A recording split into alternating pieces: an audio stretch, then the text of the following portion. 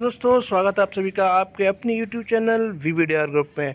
जैसा कल बोला था, जितना बोला था उतना ही देखिए वैसा आज के दिन मार्केट में होता हुआ देखने को मिला।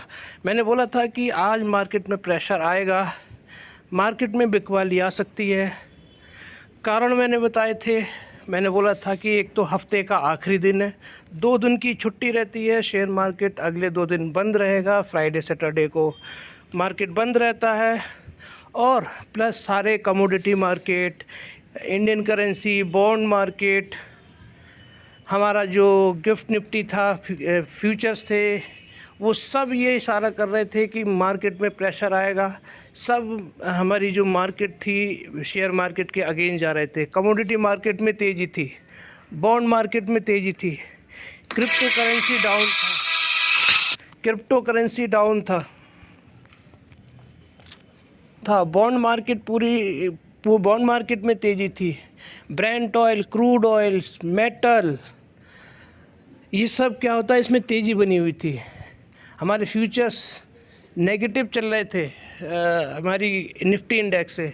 तो ये सारे रीजन्स थे। प्लस फ्राइडे था, आखिरी दिन था हफ्ते का, 2 दिन की छुट्टी रहती है। प्लस मैंने आपको बताया था कि जो FII DI का डेटा था उसमें कुछ भी दम नहीं था। 100-200 करोड़ की ख़रीदारी थी, वो बिल्कुल भी पॉजिटिव नहीं थी। मार्केट में गिरावट आई, बिकवाली आई, मार्केट दो तरफा रहा। मार्केट नीचे से ऊपर आया, ऊपर से नीचे गया, पूरे दिन यही सब चलता रहा। मार्केट में और ज़्यादा गिरावट हो सकती थी, लेकिन हमारे मार्केट में कुछ भी नेगेटिव नहीं है। हमारी करेंसी, हमारी जो GDP है, हमारी इन्फ्लेशन है, हमारे फॉरेक्स थे, वो सब स्ट्रॉन्ग है। फंडामेंटली हमारी जो शेयर मार्केट है, हमारी कंट्री भारत बहुत ही स्ट्रॉन्ग है। इसकी वजह से ज़्यादा बड़ी गिरावट हमें देखने को नहीं मिली। मार्केट एक रेंज में ही ट्रेड करता हुआ नज़र आया और आप देख सकते हैं तो गिरावट दी हुई है। तो वो कितनी हुई, मात्र 65 पॉइंट की गिरावट के साथ में हमारी निफ्टी ने क्लोजिंग दी है। वहीं पे अगर आप देखेंगे बैंक निफ्टी ने मात्र 121 पॉइंट की गिरावट दी है। 0.24, 0.28 निफ्टी और बैंक निफ्टी ने, दोनों ने मिलाकर। तो ज़्यादा बड़ा नहीं था, नेगेटिव प्रेशर तो आना ही था, लेकिन हम संभले रहे, ज़्यादा गिरावट नहीं देखने को मिली, क्योंकि हमारी जो इकॉनमी है, हमारे देश की जो स्थिरता है, सरकार की स्थिरता है, वो सब मजबूत है। इसी वजह से मार्केट में ज़्यादा गिरावट देखने को नहीं मिली। अब मैं बात करता हूँ आपकी, देखिए अब कल क्या हो सकता है। कल की मार्केट में हम देखेंगे तो कल आप देखिए हमारी जो निफ्टी ने जो क्लोजिंग दी है 23,501 पे दी है। वहीं पे अगर हम देखेंगे गिफ्ट निफ्टी अभी कहाँ ट्रेड कर रहा है, 23,486 पे और 23,464। तो यानी कि जो हमारे जो फ्यूचर्स हैं वो निफ्टी इंडेक्स है उससे कम में ट्रेड कर रहे हैं। तो अभी के हिसाब से हमारा मंडे को गैप डाउन समझ में आ रहा है कि मंडे को जो मार्केट ओपन होना चाहिए वो गैप डाउन होना चाहिए। डाउ जोन्स को देखें तो डाउ जोन्स में आप देखेंगे तो हल्की फुल्की तेज़ी देखने को मिल रही है। तो यहाँ से कुछ भी पॉजिटिव संकेत नहीं है अभी तक। फ्यूचर्स के हिसाब से, निफ्टी इंडेक्स के हिसाब से देखें तो हमारा गैप डाउन बनता हुआ नज़र आ रहा है। टेक स्टॉक में भी फ्लैट ट्रेड करते हुए नज़र आ रहे हैं। कमोडिटी मार्केट की बात करें तो कमोडिटी मार्केट में ज़रूर आप गोल्ड को देखेंगे तो गोल्ड में लगभग 1% की गिरावट देखने को मिल रही है, ये पॉजिटिव पॉइंट है। मेटल में अच्छी खासी गिरावट है, देख सकते हैं सिल्वर में, कॉपर में, इसमें अच्छी खासी गिरावट है, तो ये एक पॉजिटिव संकेत है। लेकिन वहीं पे आप क्रूड ऑयल देखेंगे, क्रूड ऑयल तेज़ी बनी हुई है। क्रूड ऑयल में अच्छी खासी 80 के ऊपर ट्रेड कर रहा है, $81.75 पे। ब्रेंट ऑयल देखेंगे उसमें भी तेज़ी बनी हुई है, तो ये नेगेटिव है। तो गोल्ड को देखेंगे, मेटल को देखेंगे और ब्रेंट ऑयल को देखेंगे तो यहाँ से एक पॉजिटिव है एक नेगेटिव है, तो ये न्यूट्रल हो जाता है। तो यहाँ से कुछ भी हमारे लिए पॉजिटिव संकेत नहीं है। तो अभी भी हम मान के चलेंगे कि हमारा गैप डाउन देखने को मिल रहा है। करेंसी को देखते हैं। करेंसी में देखेंगे तो आज ये दिन में 83.6 डॉलर पर ट्रेड कर रहा था डॉलर, मतलब हमारी करेंसी लो पर ट्रेड कर रही थी, जो कि नेगेटिव संकेत है। और अभी भी देखेंगे आप तो क्या है, वो ऊपर के लेवल पे ही ट्रेड करता हुआ नज़र आ रहा है डॉलर। तो यहाँ से कोई हमें राहत की सांस देखने को नहीं मिल रही है, यानी हमारी जो करेंसी है वो लो में ही ट्रेड करती हुई नज़र आ रही है। 83.5 के ऊपर बनी हुई है, 83.6 के पास में हमारा डॉलर ट्रेड करता हुआ नज़र आ रहा है। तो यहाँ से भी हमारे लिए नेगेटिव संकेत है।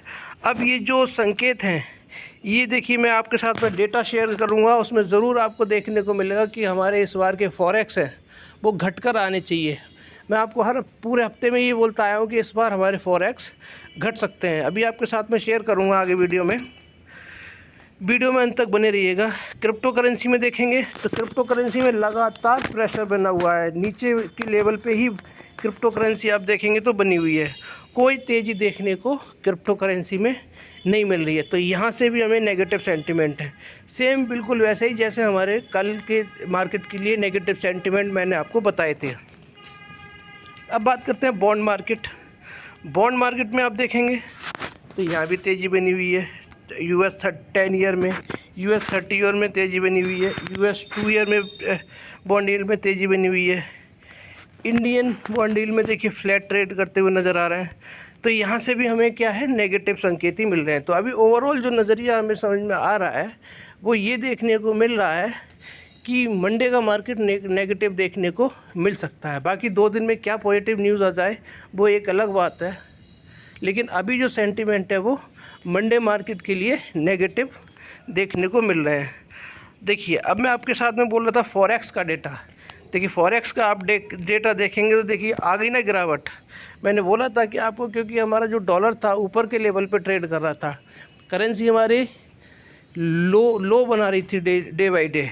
उसका नतीजा क्या देखने को मिला कि हमारी 2.92 बिलियन डॉलर से हमारा फॉरेक्स घटते हुए नज़र आए हैं, यानी कि लगभग 3 बिलियन डॉलर हमारी देश की किटी में से, गुल्लक में से घटते हुए नज़र आए हुए हैं।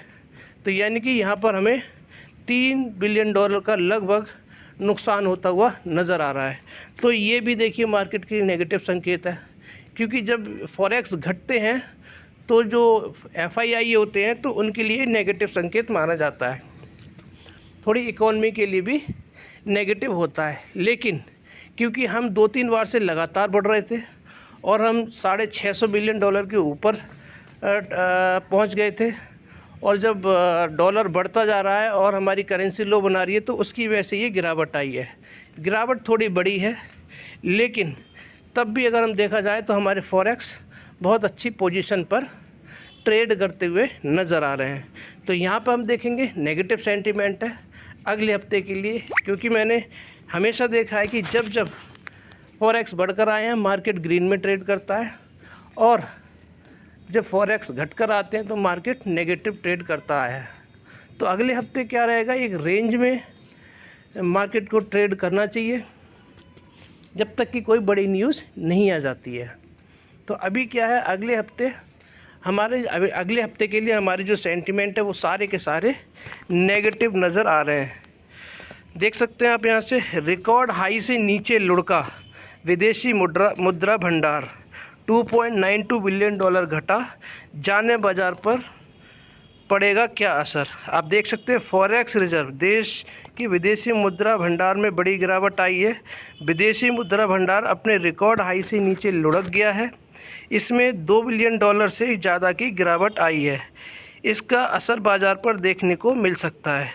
विदेशी मुद्रा भंडार में रखे गए यूरो, पाउंड और येन जैसी गैर अमेरिकी मुद्राओं की घटबढ़ का प्रभाव शामिल होता है। आगे देखिए, देश का विदेशी मुद्रा भंडार 2.92 अरब डॉलर घटा है। ये घटकर 652.89 अरब डॉलर रह गया है। RBI की ओर से ये जानकारी दी गई है। तो अगर यहाँ पर देखेंगे, देखिए 2-3 बार से बढ़ रहा था, हम लाइफ हाई पे थे और करेंसी लो पर ट्रेड कर रही है, तो स्वाभाविक था घटना था। लेकिन इतनी बड़ी चिंता की बात नहीं है, क्योंकि हम लोग अभी भी बहुत अच्छे लेवल पर बैठे हुए हैं। जैसे ही डॉलर में गिरावट आएगी, हमारा जो रुपया है वो मजबूत होगा, तो फिर से हम एक नया रिकॉर्ड हाई बनाने में देखने को मिल जाएंगे। यानी कि हम लोग अभी कहीं से कहीं तक देखा जाए तो ओवरऑल अगले हफ्ते के लिए मार्केट नेगेटिव हो सकती है, लेकिन ओवरऑल हमारी जो मार्केट है वो बुलिश है। बजट की तैयारी होने वाली है, बजट में बड़े अनाउंसमेंट हो सकते हैं। अगर हल्की फुल्की गिरावट होती है मार्केट में तो वो एक मौका रहेगा दोस्तों अगले हफ्ते, और उस मौके का भरपूर फ़ायदा उठाइए। अच्छे स्टॉक्स में ट्रेड करके बैठ जाइए जहां पर सरकार का फोकस है, जिन सेक्टर्स पे सरकार का फोकस है उनके टॉप स्टॉक्स को लेके बैठ जाइए। ये आपको भी बता रहा हूँ, बार का शानदार आने वाला है, मार्केट बूम होने वाला है। अब FII DII का डेटा मैं आपको दिखा देता हूँ। अगर आप देखेंगे तो DII ने 18,603 करोड़ की खरीदारी की, 17,366 करोड़ की बिकवाली की। नेट जो निकल के आ रहा है वो आ रहा है 1,237 करोड़ की खरीदारी करके गए हैं DII। वहीं पे अगर आप देखेंगे जो FII है 44,523 करोड़ की खरीदारी की है, 46,312 करोड़ की खरीदारी की है, तो नेट इनकम निकल के आ रहा है 1,790 करोड़। आप देख सकते हैं यहाँ पे। तो यहाँ पर ये बिकवाली करके गए हैं। फ्राइडे की बात, फ्राइडे का दिन था, 2 हफ्ते की छुट्टी है, तो FII इसी तरह से करते हैं। तो लगभग 1,800 करोड़ की बिकवाली हुई है FII और DII का, दोनों को मिटा लें। अगर हम नेट निकाल के देखें तो 1,800 करोड़ की बिकवाली हुई है और 1,200 करोड़ की ख़रीदारी हुई है, तो लगभग 600 करोड़, 550-600 करोड़ का आप देखेंगे तो हमारी बिकवाली हो गई है FII DII के द्वारा नेट। तो यहाँ से भी अगले हफ्ते के लिए हमारे लिए नेगेटिव सेंटीमेंट है। तो मार्केट क्या होगा, अगले हफ्ते नेगेटिव देखने को मिल सकता है, एक रेंज में देखने को मिल सकता है।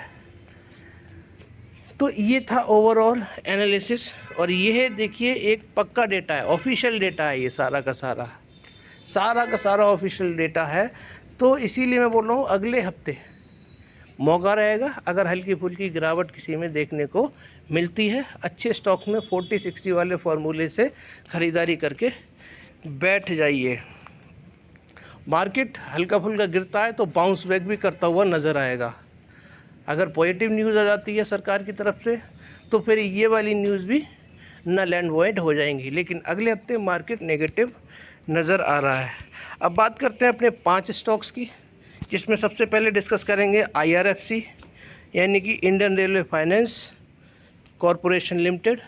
रेलवे का स्टॉक है, सरकार का फोकस है रेलवे पे, और आज अगर आप देखेंगे तो दोबारा से तेज़ी हमें देखने को मिली है रेलवे सेक्टर में। यानी कि पूरा मार्केट नेगेटिव था लेकिन रेलवे सेक्टर तेज़ी में था। सारे के सारे शेयर जो थे रेलवे के वो तेज़ी करते हुए नज़र आ रहे थे। मार्केट नेगेटिव था लेकिन रेलवे सेक्टर क्या था, तेज़ी कर रहा था। और दिन मार्केट पॉजिटिव होता था लेकिन ये जो रेलवे सेक्टर था वो कंसोलिडेट करता हुआ नज़र आ रहा था। आज इसमें तेज़ी लौटी है। संकेत साफ है कि रेलवे सेक्टर आगे चल के तेज़ी करने वाला है। और मैं आपको कई दिन से बता रहा हूँ, हर वीडियो में बता रहा हूँ कि IRFC कंसोलिडेट कर रहा है उसी तरह से, ठीक जिस प्रकार से वो 140 से लेकर 150 के बीच में कंसोलिडेट कर रहा था। मैंने आपको बताया था कि IRFC अब 170 से लेके 180 के बीच में कंसोलिडेट कर रहा है, और ये आपको साफ इशारा कर रहा है कि अगर बिकवाली आती है तो इसमें ख़रीदार भी तुरंत लौट के आ जाते हैं। वॉल्यूम शानदार है, उस वॉल्यूम की वजह से इन लेवल्स को सस्टेन कर रहा है। यानी कि यहाँ से स्टॉक नीचे जाने को, 170 से नीचे जाने को तैयार नहीं है। साफ इशारा है, लोग इसमें पोजीशंस बना रहे हैं, बजट के हिसाब से पोजीशन बना रहे हैं, इसीलिए मैंने स्टॉक पकड़ा है।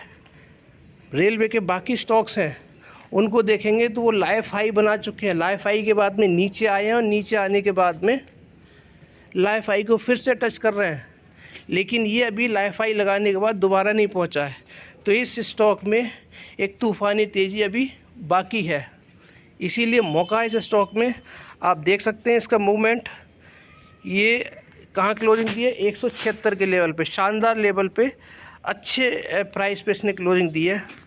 प्रीवियस क्लोज कितना था? 172 रुपये 30 पैसे, 171 रुपये 60 पैसे का लो भी लगाया, और हाई देखिए कितना ज़बरदस्त लगाया, 180 रुपये का। यानी कि 3-4% की तेज़ी थी आज इस स्टॉक में। तो आने वाले टाइम में फिर से तेज़ी आपको देखने को मिलेगी, इसीलिए मैं आपको इसको हर वीडियो में एनालिसिस करता हुआ नज़र आता हूँ। 200 रुपये का लाइफ आई है, ज़्यादा दूर नहीं है, यानी कि 24 रुपये की तेज़ी जिस दिन हो जाएगी, एक दिन की तेज़ी है दोस्तों, ये 1 दिन 2 दिन में आपको लाइफ आई के पास ये देखने को मिल सकता है, 1-2 दिन की तेज़ी में ही। इसीलिए मैं बोल रहा हूँ स्टॉक बहुत शानदार है। चार्ट देख लीजिए, चार्ट कितना शानदार है इसका दोस्तों। ये मैंने ट्रायंगुलर पैटर्न बनाया हुआ है आप लोगों के लिए, और आप देखिए ट्रायंगुलर पैटर्न में आज की जो ग्रीन कैंडल बनी है ये वाली, ये देखिए ऊपर की तरफ जाके टच हो चुकी है, यानी कि ऊपर वाली जो ट्रायंगुलर पैटर्न की लाइन है इसके पास में जाके टच हो चुकी है। जैसे ही इस लेवल के ऊपर बाहर ऊपर की तरफ निकलेगा ये स्टॉक, एक तूफ़ानी तेज़ी आपको देखने को मिलेगी। यानी कि अब जो इसके लेवल्स हैं वो हैं, जैसे ही 180 के लेवल को तोड़ेगा, इसके जो अगले टारगेट हैं 185, मैं आपको मेंशन भी कर देता हूँ, 185, 192, 195 और 200 रुपये के टारगेट इसके, 200 रुपये के टारगेट आपको बता रहा हूँ कि जो 200 रुपये तक स्टॉक आसानी से जाता हुआ दिखाई देगा, और 200 रुपये के ऊपर जैसे ही सस्टेन करना शुरू करेगा, ये 250 के इसके दरवाजे खुलते हुए नज़र आएंगे। तो ज़बरदस्त रिटर्न दोस्तों ये स्टॉक देने वाला है आने वाले टाइम में, बजट के टाइम तक, जो मुझे इसकी संभावनाएं दिखती हुई नज़र आ रही हैं। स्टॉक बुलिश है, पूरी तरह से बुलिश है। पोजीशंस बना के जा सकते हैं 40-60 वाले फॉर्मूले से। बाय सेल की कोई रिकमेंडेशन नहीं है, अपने फाइनेंशियल एडवाइजर से सलाह ज़रूर लीजिएगा। बात करते हैं अगले स्टॉक की, मिश्र धातु निगम लिमिटेड की दोस्तों। One of my favourite stock है। मिश्र धातु स्पेस से रिलेटेड है। स्पेस इसरो को मेटल सप्लाई करता है, डिफेंस में मेटल सप्लाई करता है, स्पेशल मेटल रेडी करता है और एक्सपोर्ट भी करता है। फ्यूचर बहुत अच्छा है, मोनोपोली है इस बिज़नेस की। और देखिए 400 के लेवल से मैं आपको बार बार बोलता आ रहा हूँ कि ख़रीदारी करिए। जिसने ख़रीदारी करी है वो आज एक अच्छे प्रॉफिट में बैठा हुआ है। 4 जून को स्टॉक 350 के आसपास था, आज देखिए कहाँ पर है, 100 रुपये बढ़ चुका है, 110 रुपये ऊपर खड़ा हुआ है और 478 तक जा चुका है उस दिन से लेकर अब तक। तो प्रीवियस क्लोज कितना था? 465, लो लगाया 457 रुपये का, हाई लगाया 471 रुपये 85 पैसे का। ये जो 471 का लेवल है दोस्तों, पिछले 3-4 दिनों से रोज़ टच कर रहा है, यानी कि इन लेवल्स पे ये खड़ा हुआ है, सस्टेन कर रहा है। तो यहाँ पर अपना बेस बना रहा है। यहाँ से अगली तेज़ी आपको 500 तक ले जा सकती है, और 500 के ऊपर सस्टेन करेगा तो 547, और जिस दिन 547 के ऊपर सस्टेन करना शुरू करेगा 747 के इसके टारगेट मुझे फ्यूचर में देखने को मिल रहे हैं, जो मुझे समझ में आ रहे हैं। ये चार्ट है, आप देखिए, ये जो लेवल मैंने ड्रॉ किए हैं आपके साथ में, ये वाली जो लाइन है ये 400 के लेवल की लाइन है, 400 है, 495, 395। इस लेवल पे जब भी ये स्टॉक आया है बाउंस बैक किया है और इसने ज़बरदस्त प्रॉफिट बना के दिए हैं। आप देख सकते हैं यहाँ पर चार्ट में, ये देखिए मैं आपको दिखाता हूँ। यहाँ से देखिए तेज़ी पकड़ी है, यहाँ से तेज़ी पकड़ी है, यहाँ से लाइफ हाई लगाया है, फिर नीचे इसी लेवल पे आया है, फिर यहाँ से तेज़ी पकड़ी है, फिर नीचे इसी लेवल पे आया है, इसके बाद में फिर तेज़ी पकड़ी है, फिर इसी लेवल पे आया है, फिर ये 500 तक गया है और फिर नीचे आया इसी लेवल पर, और यहाँ से देखिए अब 478 तक गया है और अब ये उड़ने के लिए तैयार है। पूरे के पूरे सेंटीमेंट आप देखेंगे इसके, देखिए ये वाले सेंटीमेंट्स अब इसके बनते हुए नज़र आ रहे हैं। सेम बिल्कुल वही चार्ट पैटर्न बनता हुआ नज़र आ रहा है। इसीलिए मैं आपको बोल रहा हूँ कि इस पे स्टॉक बहुत अच्छा है, सरकार का फोकस है इस पे तेज़ी आनी लाजमी है। 40-60 वाले फॉर्मूले से ख़रीदारी करके जाया जा सकता है। अगली बात करते हैं टाटा पावर की। फंडामेंटली बहुत ज़बरदस्त स्टॉक है दोस्तों, पावर सेक्टर पे सरकार का फोकस है। और देखिए इसका जो लाइफ टाइम हाई है वो कितना है, 464 रुपये है। ये देख सकते हैं आप, 464 रुपये। और इसको अदानी से अगर आप कंपेयर करेंगे तो अदानी से लगभग 300 रुपये ही सस्ता है, जबकि अदानी से बहुत फंडामेंटली स्ट्रॉन्ग स्टॉक है ये। तो जितना नीचे आपको मिल रहा है, जितना भी नीचे मिल रहा है, जितनी गिरावट आ रही है, वो एक मौका है, शानदार मौका है। स्टॉक ने बहुत मल्टीपैगर रिटर्न बना के दिए, इसीलिए कंसोलिडेट कर रहा है। कंसोलिडेशन का फ़ायदा उठाइए और पोजीशन बनाकर बैठने का टाइम आ चुका है, क्योंकि बजट आने वाला है। 445 का हाई लगाया है इसने, लो लगाया 437 रुपये का, 443 का इसने पिछली बार क्लोजिंग दी थी कल के दिन। स्टॉक शानदार है, मौका दे रहा है आपको। जितना टाइम ये कंसोलिडेट कर रहा है, जितने दिन कंसोलिडेट करेगा, समझिए उतनी ही ज़्यादा तेज़ी इसमें इस स्टॉक में देखने को मिलेगी। चार्ट देख लीजिए, चार्ट आपको दिखा देता हूँ। इस रेंज में काम करता हुआ नज़र आ रहा है। इस रेंज से नीचे की तरफ जाएगा तो बड़ी गिरावट होगी, इस रेंज को ऊपर की तरफ तोड़ेगा तो भी बड़ी तेज़ी देखने को मिलेगी। नीचे आने का लॉजिक नहीं बन रहा है, क्योंकि पावर की बहुत डिमांड है। मल्टीपल बिजनेसेस में ट्रेड करता है, रूफटॉप, रिन्यूएबल एनर्जी और चार्जिंग स्टेशन वगैरह वगैरह, इन सब में ट्रेड करता है। इसलिए स्टॉक बहुत शानदार है, इसलिए मौका हाथ से मत जाने दीजिए। स्टॉक में तेज़ी आनी लाजमी है। हाल फिलहाल के जो टारगेट हैं, अगले 1 से 42 तक के टारगेट मुझे इसमें देखने को नज़र आ रहे हैं। इसीलिए मैं इस स्टॉक को हर रोज़ आपके साथ में शेयर करता हूँ। बात करते हैं आरबीएल बैंक की। आरबीएल बैंक को आप देख सकते हैं, मैं आपको इसको भी हर वीडियो में शेयर करता हूँ। बहुत ही स्ट्रॉन्ग स्टॉक है। 263 पे अभी ट्रेड कर रहा है। 267 प्रीवियस क्लोज था। मार्केट में गिरावट थी, इसमें भी गिरावट देखने को मिली। लो लगाया 262 का, हाई लगाया 268 का। और जो मैं आपको रेंज बता रहा हूँ, उन्हीं लेवल्स पे, उन्हीं रेंज पे काम करता हुआ नज़र आ रहा है। 257 से लेके 267, इन्हीं लेवल्स को ये फॉलो कर रहा है। आप मेरी पिछली सारी वीडियो देखिए, जिन जिन लेवल्स को मैंने बताया, उसी लेवल्स के बीच में ट्रेड करता हुआ नज़र आ रहा है। 267 के ऊपर जैसे ही ये स्टॉक सस्टेन करेगा, एक हफ्ते भी सस्टेन कर लेगा, 2 दिन भी सस्टेन कर लेगा, तो फिर 277, 267 के बाद 277 और 277 के बाद सस्टेन करेगा तो 290 और 300 के टारगेट आपको इस स्टॉक में देखने को मिलेंगे। चार्ट दिखा देता हूँ इसका। चार्ट शानदार है, जो मैंने लेवल बताया वही लेवल है इसमें। ये लेवल ये 267 का है और इसके बाद में 277 है, 277, 276 और फिर ये आपके अगले लेवल्स हो रहे हैं। ये आपका 278 का है करीब, और इसके बाद में ये जो लेवल्स हैं 300 और 290 के लेवल्स हैं। इन्हीं लेवल्स पे काम करता हुआ नज़र आ रहा है। मार्केट जैसे ही पॉजिटिव होता है, इस स्टॉक में एक तूफ़ानी तेज़ी देखने को मिलती है। चलिए बात करते हैं अगले स्टॉक और आखिरी स्टॉक की, PIGL की। PIGL 55 रुपये के लेवल पे जब आया था, तब भी मैंने बोला था 80 पे गया, फिर ये 260 पे आया, उसके बाद 77 पे गया, फिर ये 265 पे आया, उसके बाद में 86 का हाई लगा के अभी कंसोलिडेट करता हुआ नज़र आ रहा है। देखिए वीक 52 हाई कितना है, यही है। और अभी एक हफ्ते के अंदर अंदर इसने ये हाई लगाया था। अभी कहाँ कंसोलिडेट कर रहा है, 80 के लेवल पे आ चुका है। तो ये जैसे ही 77 के आसपास दिखाई दे दोस्तों, ख़रीदारी करने का शानदार मौका है। मल्टीबैगर रिटर्न ऑलरेडी दे चुका है। बड़े बड़े स्टॉक इस तरह के रिटर्न नहीं दे पाते जितना रिटर्न ये स्टॉक देता हुआ आया है। तो 77 के लेवल पे या 670 के लेवल पे कभी भी मिल जाए, आंख बंद करके इसको 40-60 वाले फॉर्मूले से ख़रीदारी करके जाया जा सकता है।